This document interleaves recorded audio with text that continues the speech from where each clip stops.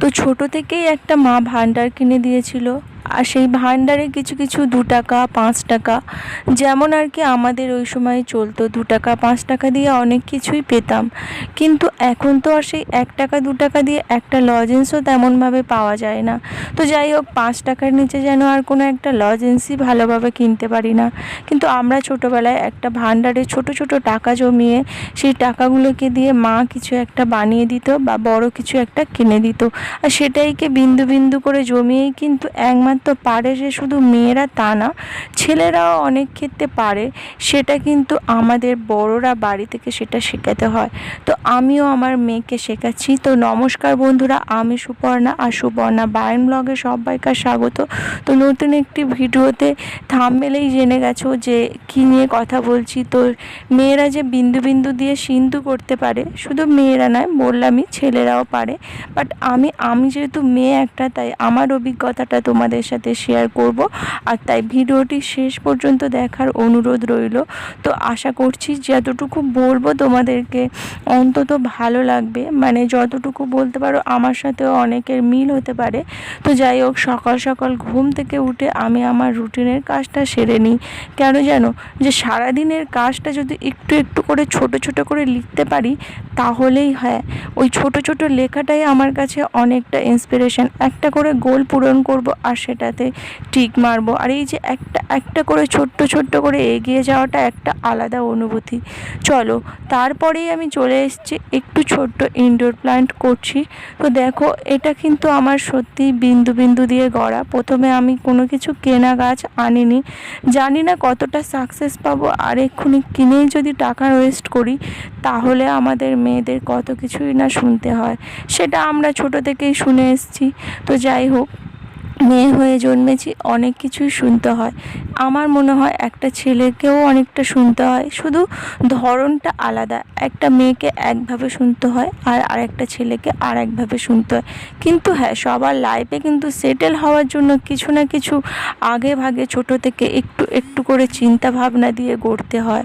তো যাই হোক, এই যে ছোট ছোট গাছগুলো, প্রথমে আমার মানি প্ল্যান্ট উঠানে ছিল তাই ওটাকে লাগিয়ে দিয়েছিলাম, আর এই যে মানি প্ল্যান্ট অল্প একটু গাছ এসছে, আর এই যে পাতাবাহারটাও জলে দিয়েছিলাম। আর এই গাছটা আমি এনেছি আমার বাপের বাড়ির ওখানে একটা কাকিমার কাছে বলে, আর এবারে আমার বড় কয়েকটা কালেকশন চেয়ে নিয়ে এসেছি। চলো তোমাদের দেখাই।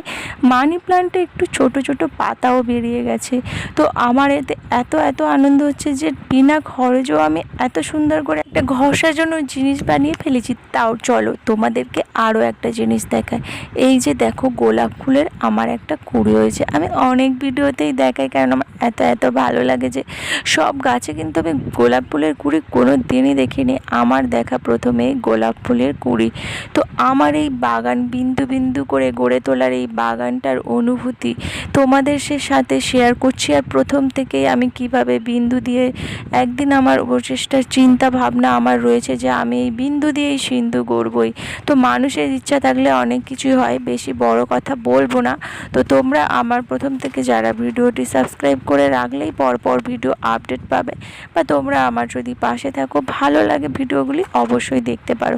তো যা দেখো, এখানে একটা করলা গাছ বেরিয়েছিল, মানে দানা এদিক ওদিক ছিটিয়ে থাকে, সেখান থেকেই বেরিয়েছে। প্রথমেই আমি কিনে লাগিয়েছিলাম, তো তারপর সেগুলো তো অনেক দিন আগে মারা গেছে।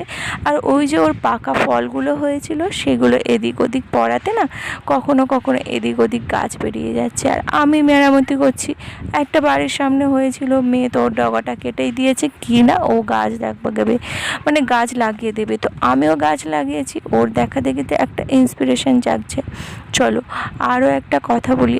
আমরা না সিন্ধু সিন্ধু দিয়ে, মানে মেয়েরা যে বিন্দু বিন্দু দিয়ে সিন্ধু করতে পারে, তারও একটা তোমাদের ছোট্টবেলার গল্প বলি। আমি একদিন ভান্ডারে বেশ কিছু টাকা জমাতে জমাতে অনেকটা টাকা হয়ে গেছিলো। তো মা আমার একটা নাকের ছোট্ট বানিয়ে দিয়েছিল। তো তার থেকে আমার ইন্সপিরেশন যে একটা একটা জিনিস তো হবে। তো সেই জিনিসের অনুভূতিটা আমার, হয়তো বাবা মায়ের কাছে চাওয়া টাকাটা নিয়ে আমি জমিয়ে করেছি, কিন্তু জিনিসটা কিন্তু আমার। তো চলো দেখো আমাদের এই যে গাছের লেবু, তো এই লেবু, এত লেবু কিন্তু আমরা খাই না, আমরা মেয়েরা অল্প অল্প করে এইগুলো বাজারে বিক্রি করে দিলে কিন্তু কিছুটাও আমাদের সাশ্রয় হবে, আর কিছুটাও আমরা খেতেও পাচ্ছি। একটা বাড়ির কোণে লেবু গাছ থাকবে, এটা আমার কিন্তু অনেক বিয়ের আগে থেকেই আশা ছিল। তো যাই হোক, একটা তো পেয়েছি। আর তারপরেই দেখো ঠাকুর ঘরে পুজো সেরে এসে শুভেচ্ছাকে ডাকতে এসেছি। তো শুভেচ্ছা তো উঠতেই চায় না, সকালবেলায় ঘুম থেকে তুলতে তুলতে ওর অনেকটাই সময় লেগে যায়। তবুও আমি চেষ্টা করছি যে মাম্মাম তুমি উঠে পড়ো, অনেক বেলা হয়ে গেছে। তো ওর যেহেতু একটু মানে বাচ্চা মানুষ, তো ওর একটু সময়ই লাগে। তো তারপরেই আমার শাশুড়িমা একটা কথা বলছিল, আমি সেটাই শুনছিলাম। তো তারপরেই দেখো শুভেচ্ছাকে তুলতে তুলতেই আমি মশারিটা তুলে নিচ্ছি, মানে অল্প অল্প কাজগুলোকে আর কি এগিয়ে করা। মানে মেয়েদের একটা মাথায় চাপ থাকে যে ততক্ষণে যদি একটু কাজ হালকা করে করে নিতে পারি। তো তারপরেই আমি শুভেচ্ছাকে মুখ টুক ধুইয়ে দিয়ে একটু ওকে পড়াতে বসিয়েছি। তো ওর এই প্রচেষ্টা দেখো, ছোট ছোট করে প্রথমে ওর নিজের মতো করে একটা কৃষ্ণ এঁকেছিল। তো আমার তো দেখে খুবই ভালো লাগছিলো। তারপরে ভাবলাম কেন না এই জিনিসটা ওর কনসেপ্ট দিই। তো আমি একে হালকা করে এঁকেই দেওয়াতে ও কিছুটা পেন্সিল বোলাচ্ছিল। তো ওটা কিন্তু ওর কার্টুন যে কৃষ্ণটা ও নিজে এঁকেছে, এটা একটু জাস্ট আমি হেল্প করেছি, যে বললাম এখান থেকে ওখানে দাও। পড়াশোনার শেষে চলে আসতে হলো রান্না বান্নার কাজে। তো মেয়েদের এটা থেকে ছুটি পাওয়া খুবই মুশকিল। আমি কেন, প্রত্যেকটা মেয়ে হয়তো একটা দিন হয়তো ছুটি মেলে, বাট অনেকে রয়েছে না একদমই ছুটি মেলে না। তো যাই হোক, রান্না বান্না সেরে নেওয়ার পরে চলো তোমাদেরকে দেখাই। আজকের খুব বেশি রান্না করিনি, আজ আমাদের নিরামিষ রয়েছে। তো দেখো ভাত করেছি, আলু সিদ্ধ, পটল ভাজা আর ডাল। এই যে এতটা মানে আনন্দের সহকারে আমার মেয়ে এটা খায় না, তোমাকে আরও যে এই যে সাজিয়ে দিয়েছি এটাতেও আরও খুশি হয়েছে।